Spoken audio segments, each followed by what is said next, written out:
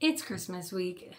Check in on your mom friends and your friends in general because this time of year is always stressful. So let's do a mental health check and grab yourself a cup of coffee and let's chat.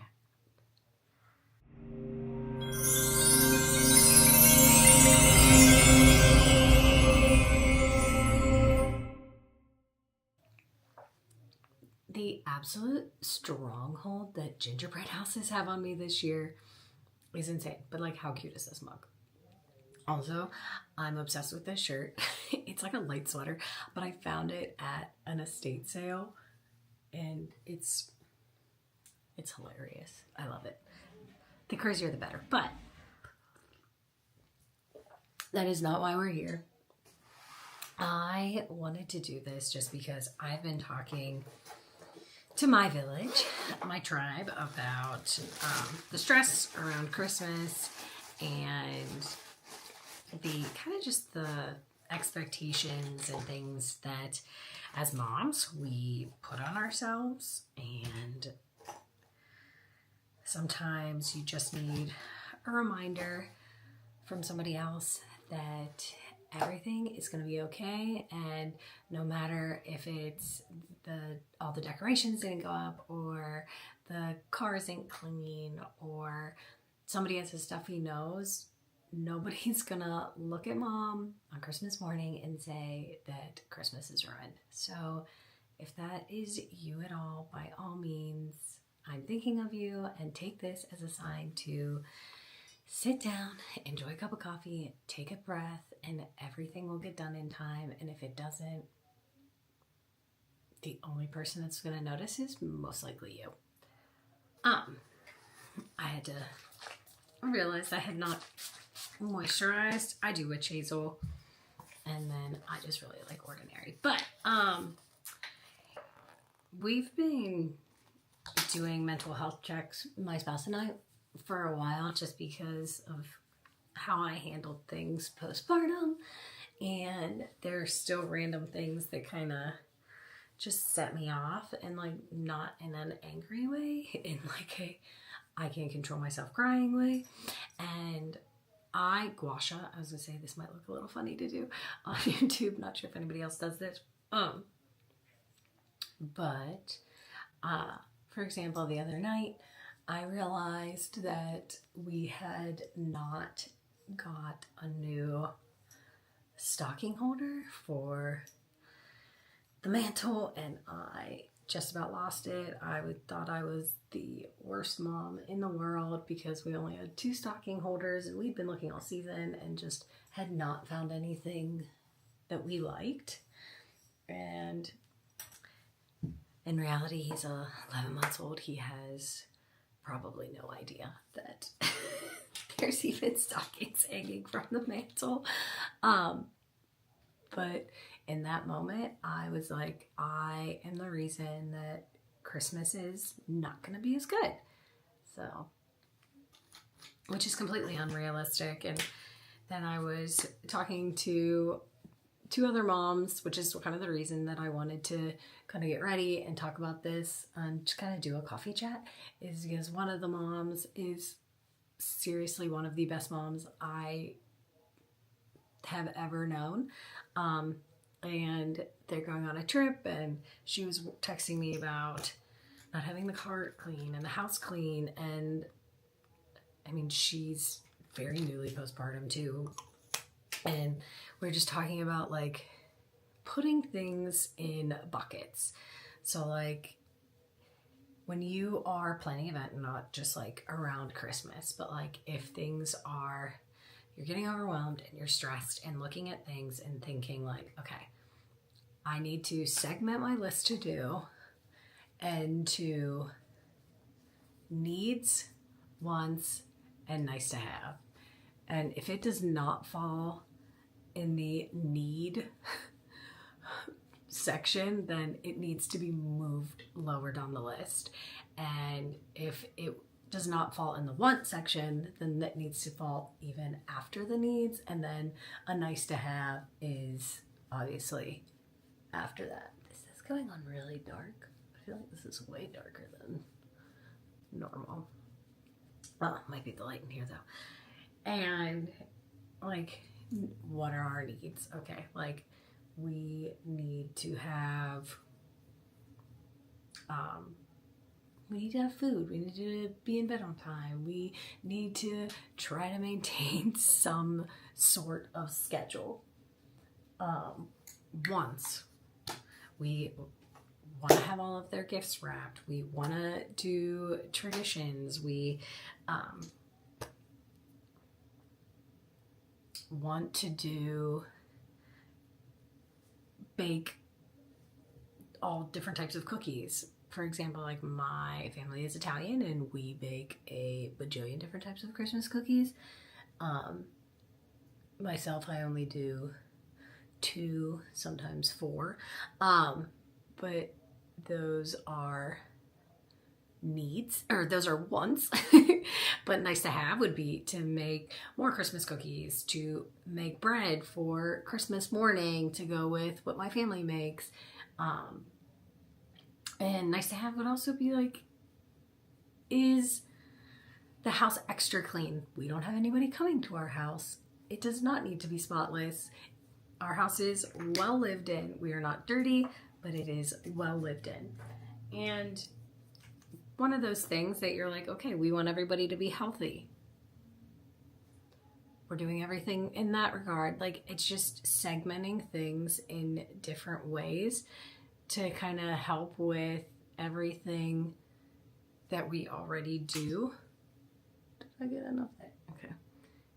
And I think just spacing it out and putting different expectations on it really helps me kind of just control my emotions and think about like, okay, well, like, is that a realistic expectation that I'm putting on myself? Am I adding any like unnecessary stress? And I would say I'm getting better at asking for help, but it is definitely still something that I need to improve on. And I would say that like I knew that this was something that I had to deal with a long time ago, probably even when we were wedding planning, like almost 3 years ago, which is insane to think of. It also happened around Christmas time. We got engaged in Frankenmuth, Michigan, which if you've never been, and it's the cutest little German town, and it goes all out for Christmas season. But anyway, just like starting there is kind of like when I really noticed it, that like I was not asking anybody for help and I was trying to do everything myself and probably too much. But then during pregnancy, I got better at asking for help, but still trying to just kind of handle everything and think like I'm Superwoman. I got my Wonder Woman gutchies on and I can do anything. And if anybody asks if like I can take something else on or volunteering for something, I'm the absolute worst because I am gonna say yes, even if I don't have time or the mental capacity to do so. We picked up the almond milk peppermint mocha creamer from Aldi. Oh, I don't know if Aldi does collab deals or if that's even a thing, but like collab with me, Aldi. Just saying. But anyway, I definitely learned to start asking my village and my, oh, I didn't even blend that in. I didn't even see that. Oopsie, sorry. Start asking my village for help, and I've been even better at it than pregnancy since my son got here, and kind of tapering my expectation for different things, whether it's events or travel or anything, and that's helped a lot. And just taking off that unnecessary pressure, which of course it's still there. Like I did, I freaked out about stockings for no reason, but if you are postpartum or just going through stress to the point where like you might burn out, then please take this as something to just relieve your stress. Sit down, have a cup of coffee or whatever you enjoy, and ask your village for help. My husband is fantastic with that and has been so understanding. And even when the stalking incident, well, at Stalking Gate happened, he was there to just kind of bring me back to the earth, I guess would be the nicest way to say it. Okay, I don't want to say that. I got this little eyeshadow palette called the little one. Kind of funny. I didn't realize that was called, from Sephora, but it has just like the perfect shades for having like a little travel on. And I'm using my travel eyeshadows today while I get ready, just because I felt like it and I haven't looked in this bag in a while. So felt on point. But I think I'm gonna do this little sparkle one. Yeah, it's gold, but I'm not really typically a sparkle person, but I feel like when you're wearing a kind of silly funny sweater like this, then you gotta do a little extra. That's not bad. Yeah. This week I feel like is stressful for everybody, and just kind of acknowledging that as well, and also not taking it out on your village is something good to note too. And I don't know if there's anything that you guys kind of have dealt with, or I mean, like, I look back at some of them and they are quite funny. Like, if anybody would have asked me a year ago, will you be crying over stockings next Christmas? My answer would not have been yes. So if there's anything that you guys have like that, I would love to hear it, just because I feel like that also makes me and other people reading the comments feel a little bit more human. But that was definitely a mom moment for sure. And what?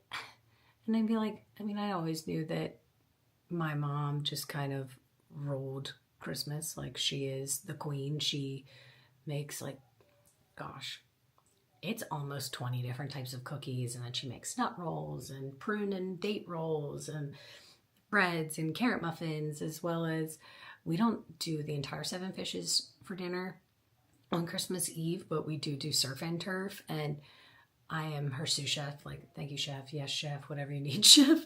But she, I mean, predominantly cooks the entire thing herself. And oh, I got some funky alfalfa hairs going on. But and like, I had always gone with her to do like the shopping for gift exchanges and her friends' gift exchange and our family gift exchange, and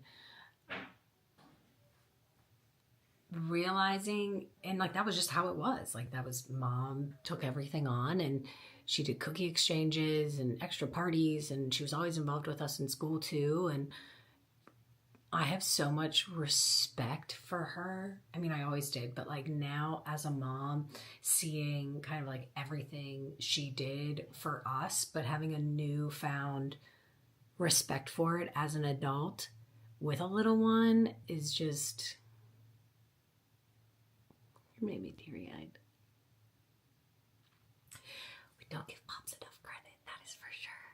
Oh, sorry guys.